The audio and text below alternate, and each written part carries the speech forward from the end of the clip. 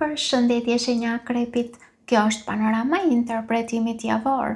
Pas lutjes dhe meditimit, kartat i ndava në 4 sfera jetësore, të cilat janë gjendja juaj, familja, dashuria, puna dhe një prizmë oracle. Në gjendjen tuaj personale kemi 8 shpatat, mbreti i shpatave, 10 monedat në të kundërt, 4 shpatat. 8 shpatat flet për ndjesinë e kufizimit. Mund të mendoni se nuk keni zgjedhje, se një situatë nuk ka rrugdalje, ose se rrethanat ju kanë vendosur në një pozitë të vështirë. Megjithatë, kjo kartë shpesh tregon se pengesat më të mëdha janë frika, janë dyshimet ose mënyra se si e shihni situatën. Më pas shfaqet mbreti i shpatave, i cili ju kërkon të largoheni nga emocionet e tepërta dhe ta shikoni jetën me logjik dhe objektivitet. Mund të jetë koha për të marrë një vendim që ndoshta e keni shtyrë prej kohësh, ose për të vendosur kufi më të qartë në jetën tuaj. 10 monedat në të kundërt mund të tregoj se një shqetësim lidhet me sigurinë, financat, familjen, ose një ndjenjë se gjërat nuk janë aq të qëndrueshme sa do të dëshironit ju. Për disa, kjo mund të jetë edhe frika për të humbur një stabilitet të ndërtuar me shumë munde sakrificë. Në fund, 4 shpatat ju thot të ndaloni. Kjo nuk është një javë për të luftuar me çdo kusht. Është një javë për të marrë frymë, për të reflektuar dhe për të kuptuar se jo çdo problem kërkon një zgjidhje të menjëhershme. Ndonjëherë, qartësia lind pikërisht në heshtje. Për disa prej jush, kartat në sferën personale mund të tregojnë një detyrim financiar ose një borxh që kërkon vëmendje dhe zgjidhje me maturi. Kartat këshillojnë të mos i besoni çdo skenari që krijon mendja. Jepini vetes kohë për të reflektuar dhe merrni vendime vetëm kur të ndiheni emocionalisht të qetë. Kjo javë ju kërkon të merrni një vendim me mendje të kthjellët, edhe nëse emocionalisht nuk është e lehtë. Sepse ndonjëherë qartësia kërkon të pranoni atë që nuk mund ta ndryshoni. Kalojmë tek familja. Në familje kemi 9 monedat, temperanca, 5 kupat, 8 shkopinjt. 9 monedat tregon se mund të ketë nevojë për më shumë hapësirë personale, ose që secili po përpiqet të ndërtojë sigurinë e vet pa humbur lidhjen me familjen. Kjo kartë flet edhe për krenarinë ndaj arritjeve tuaja ose të ndonjë familjari. Temperanca tregon se plagët mund të shërohen, keqkuptimet mund të zbuten dhe marrëdhëniet mund të gjejnë një ritëm më të qetë. Temperanca është një kartë që kërkon durim dhe mirëkuptim nga të gjitha palët. Megjithatë, 5 kupat tregon se dikush mund të jetë ende i lënduar ose e lënduar nga një ngjarje e kaluar ndoshta. Mund të ketë keqardhje, pendes, pikëllim ose trishtim që nuk është shprehur plotësisht dhe duket se gradualisht situata lë vend për pajtim dhe qartësi. Sepse në fund kemi kartën me 8 shkopinjt që sjell lëvizje. Pra mund të ketë një bisedë, një telefonat, një vizitë ose një lajm që mund të ndryshojë shpejt atmosferën në familje. Situatat që kanë mbetur pezull kanë mundësi të zhbllokohen. Pra, ky komunikim, ky mesazh apo ndonjë udhëtim mund të ndihmojë në zbutjen e një situate që mund të ketë qenë stagnuar prej kohësh. Kartat këshillojnë të mos mbeteni të fokusuar vetëm te plagët e së kaluarës, sepse komunikimi dhe durimi mund të rikthejnë afërsinë që mendonit se ndoshta ishte humbur. Kalojmë tek dashuria. Në dashuri kemi kalorësi i shpatave, asi i shpatave, 6 kupat, perandori. Kalorësi i shpatave sjell lëvizje të shpejtë. Mund të ketë një mesazh, mund të ketë një telefonat ose një bisedë që vjen papritur. Pra dikush mund t'ju shkruaj ose ju që mund t'i shkruani dikujt.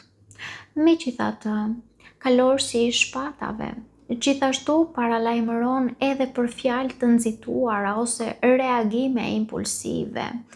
Ndaj, unë do të thoja se mënyra se si komunikoni do t'jetë shumë e rëndësishme. Asi i shpatave është karta e së vërtetës. Kjo kartë tregon se një situatë që mund të ketë qenë e paqartë, mund të marrë më në fund një drejtim më të qartë për ju. Mund të bëhet një sqarim, mund të thuhet diçka që ka munguar prej kohësh ose mund të merret një vendim i rëndësishëm, por i prerama.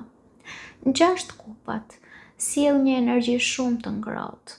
Për disa mund të tregojë rikthimin e një personi nga e kaluara, ndërsa për të tjerë mund të flasë për një lidhje që mbështetet në ndjenja të sinqerta, ose mund të flasë për kujtime të bukura ose një ndjenjë familjariteti.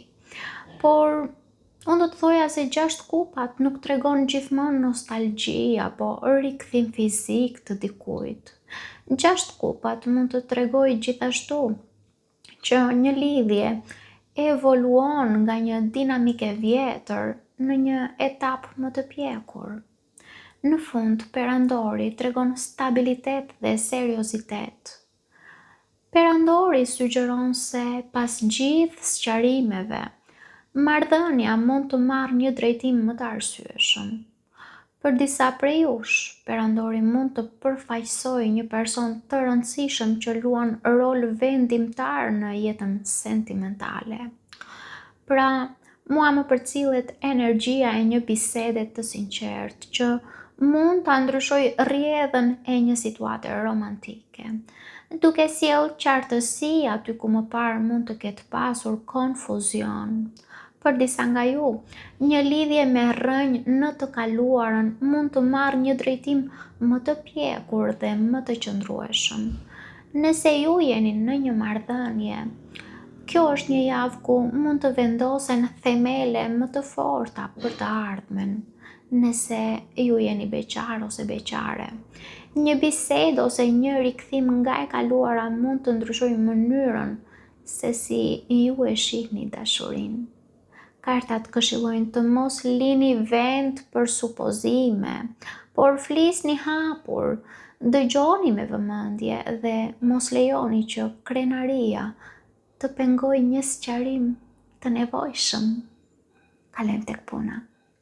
Në punë kemi 10 kupat, kulla, mbretëresha e kupave, 5 monedhat. Në punë, 10 kupat tregon se ju dëshironi të ndiheni të përmbushur ose të përmbushura në atë çka bëni. Mund të ketë një atmosferë të mirë ose një objektiv që ju motivon. Por më pas shfaqet kulla e cila tregon një ndryshim të papritur. Mund të jetë një riorganizim, mund të jetë një projekt që merr drejtim tjetër, mund të jetë një lajm i papritur ose një situatë që ju detyron të dilni nga zona e komfortit. Edhe pse në fillim mund të duket tronditse. Kulla rrallë shemb diçka që ka themele të forta. Kulla më shpesh largon atë që nuk funksionon më.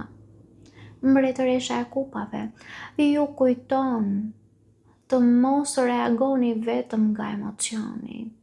Intuita juaj do të jetë e fortë, por përpiquni të ruani qetësinë përpara se të merrni vendime të rëndësishme. Në fund, 5 monedhat tregon shqetësime për financat ose ndjesinë se nuk po merrni mbështetjen që prisnit. Megjithatë, kjo kartë shpesh flet për një fazë të përkohshme, pra jo për gjendje të përhershme. Unë do të thoja se për disa nga ju, një riorganizim ose mbyllja e një etape profesionale mund të jetë hapi i nevojshëm për të nisur diçka më të mirë. Kartat këshillojnë të mos e shihni çdo ndryshim si humbje, sepse disa dyer mbyllen vetëm që të mund të hapen të tjera, që mund të jenë më të përshtatshme për rrugën tuaj. Kalojmë në Prism Oracle, ku kemi refuzimi. Për disa prej jush, frika nga refuzimi mund t'ju pengojë të shprehni atë që ndjeni, ndërkohë që kartat në sferën e dashurisë tregojnë se një bisede e sinqertë mund të sjellë qartësinë që kërkoni. Gjithsesi, unë do të thoja se refuzimi gjithashtu ju kujton se ndoshta një refuzim nuk është gjithmonë fundi i rrugës, por ndonjëherë mund të jetë një mbrojtje ose një drejtim i ri që ende nuk e kuptoni plotësisht për momentin. Gjithashtu, do të shtoja të mos lejoni që frika, pasiguria ose përvojat e së kaluarës t'ju pengojnë të besoni te mundësitë e reja, sepse me kalimin e kohës mund të zbuloni se gjërat nuk janë ashtu siç duken sot.